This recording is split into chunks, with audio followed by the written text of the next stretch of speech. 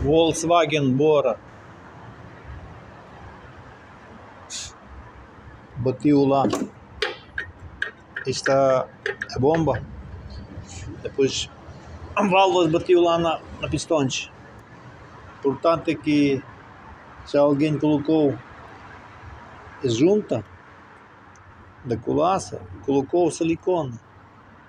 Aqui não pode colocar silicone, que eles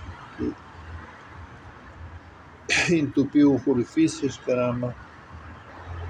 Agora eu mostro assim, olha. Agora não tem árvore de camas, as válvulas devia todas ficar fechadas. Olha aqui elas abertas. 1, 2, aqui mais ou menos, e lá também abertas, viste?